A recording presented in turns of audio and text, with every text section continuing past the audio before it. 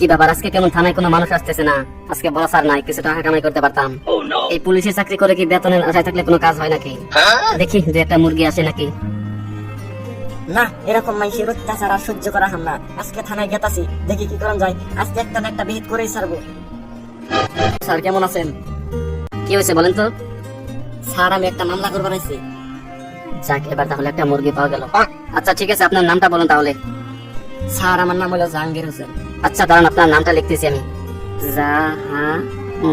সর্বনাশ, আমি তো লিখতে পারি না, তাহলে কি হবে? আচ্ছা, আপনার অন্য কোনো আর নাম নাই? না স্যার, আমরা গরিব মানুষ, আমার একটা নামই আছে। আচ্ছা ঠিক আছে স্যার, আইলে আমি বিষয়টা ম্যানেজ করে নেব। তারপরে বলুন আপনার বাড়ি কোথায়? স্যার আমার বাড়ি হলো মঙ্গল দই। আচ্ছা ঠিক আছে, আমি লিখতেছি। আবার সমস্যা। আচ্ছা, আপনার কি অন্য কোনো জায়গায় আর বাড়ি নাই, যেমন ধরেন ঢাকা, বরিশাল, রাজশাহী? স্যার আপনাকে তো আমি আগেই বললাম, আমরা গরিব মানুষ, আমাদের বাড়ি একটাই। কি একটা মুসিবতে পারলাম, টা না যায় না। অন্য সময় তো কনস্টেবলকে ঘুষ দিয়ে লেখা নিতাম, এখন তো কেউ নাই। মনে হয় চাকরিটা এখানে শেষ। স্যার গো, আমার কেসটা কি হবে? বহুত টেনশনে পড়ে গেছি গায়ে। এই অত্যাচার আর সহ্য করতে পারতাছি না স্যার। আরে বেটা, এখান থেকে ভাগ, আমার চাকরি নিয়ে টানাটানি পাচ্ছে। স্যার গো, আপনার চাকরি শেষ হওয়ার আগে আমার কেসটা নেন।